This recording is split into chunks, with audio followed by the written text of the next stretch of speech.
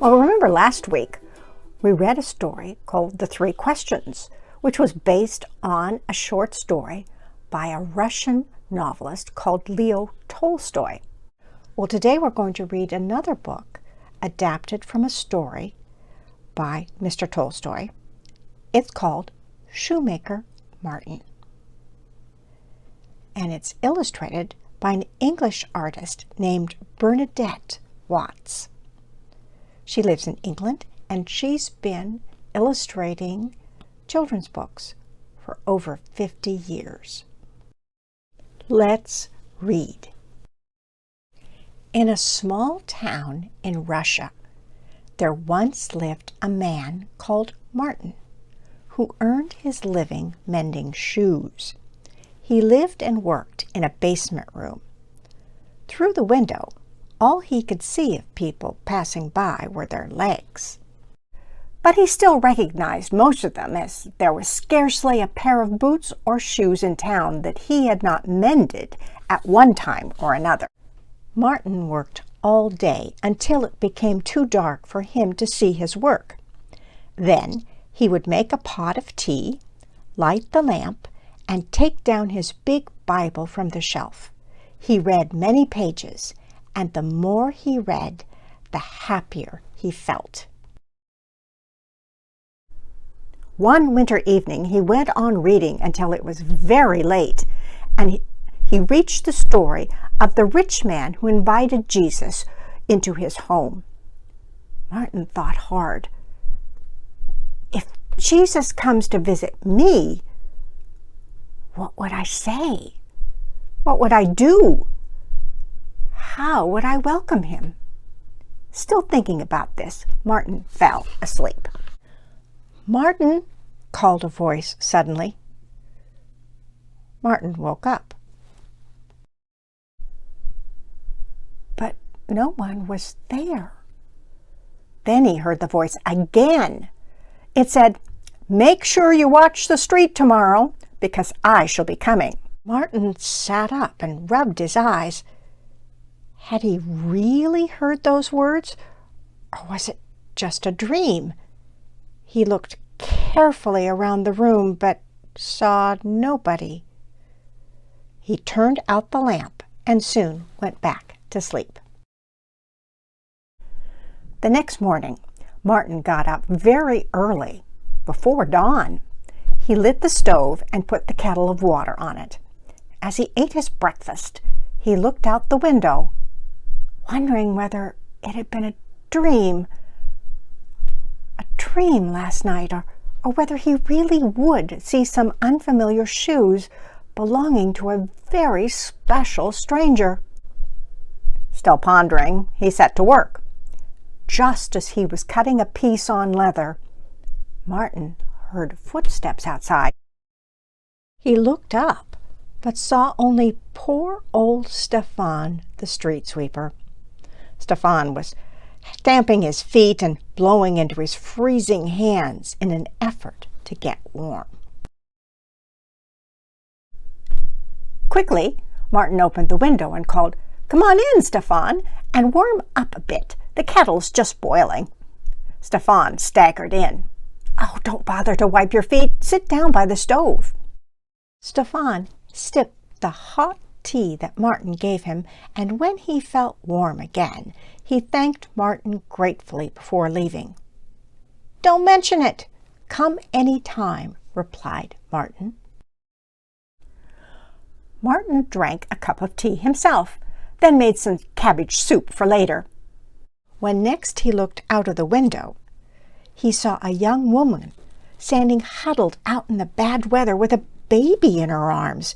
She was trying to wrap up the baby to shelter it from the cold wind. But she scarcely had anything to wrap it in except her thin, shabby dress. Martin went up to the door and called her in. He gave her some of his hot soup and brought his old coat to put around her shoulders. It was big enough to protect her and the baby. Afterward, he played with the baby and made it laugh. Finally, Martin fetched some money from an old trunk and gave it to the mother to buy milk. The poor woman bowed and thanked Martin most gratefully before she left, feeling much better. Martin finished off the soup and cleared away the dishes. Later, as he sat at work again, a shadow fell across the window, and Martin looked up eagerly, but it was just townfolk passing. Some of them he knew and some he didn't, but nobody in particular caught his attention or seemed like a special visitor. All at once he heard shouting outside on the street. A market woman was dragging along a poorly dressed boy who had stolen one of her apples. She tugged him by his hair, and the boy protested and struggled to get away. Martin hurried out and separated them. "Let him go, grandmother," he begged. "He won't do it again." If we punish someone so harshly for taking an apple, what punishments would we expect for our sins that are far, far worse? The boy and the woman looked at Martin and then looked at each other. Quietly, the boy asked the old woman to forgive him and offered to carry her basket along the road. Martin wanted to finish stitching one of the boots that had to be delivered tomorrow. Soon it was dark. The lamplighter passed by, lighting the street lamps. Martin finished the boot. Then he put his tools away and swept the scraps of leather from the floor. He took down his lamp from the nail on the wall and placed it on the table so he could read once again the passage from the Bible that had been so much on his mind since last night. Suddenly, he had the feeling that somebody was moving behind him.